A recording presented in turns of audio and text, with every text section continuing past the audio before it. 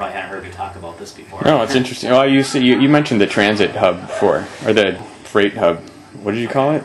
Well, I mean, I've called it a freight hub. I've called it, just having all these different modes of transportation in one location.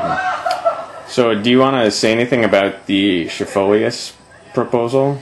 Well, at this point, it's just a proposal, and the details aren't out there. It's been my experience that sometimes the devil is in the details.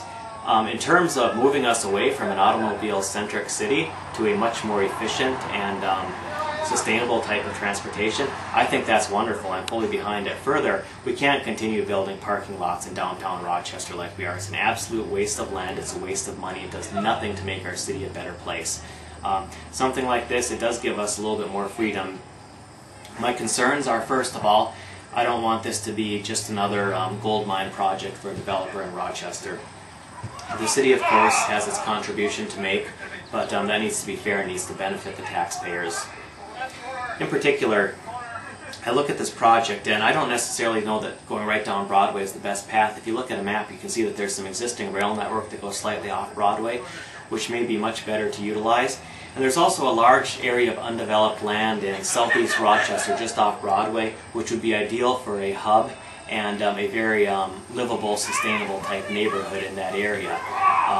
That certainly can be done in conjunction with the light rail line. A lot of people hate the idea of light rail because they see it as expensive and they see it as something that runs on subsidies. But what we need to realize is the subsidies that are associated with us driving our automobiles are far greater. If you look at the impacts of the light rail line in Minneapolis-St. Paul, the opponents would always claim that it's a money-losing venture, but the reality is maybe $1 billion went into it total to build the line, and every one of those hubs has seen tremendous economic development. There have been billions of dollars in new investment because that light rail line is there. Further, the people that live along that line don't have the need to have 3-stall garages with 3 cars consuming a tremendous amount of their income.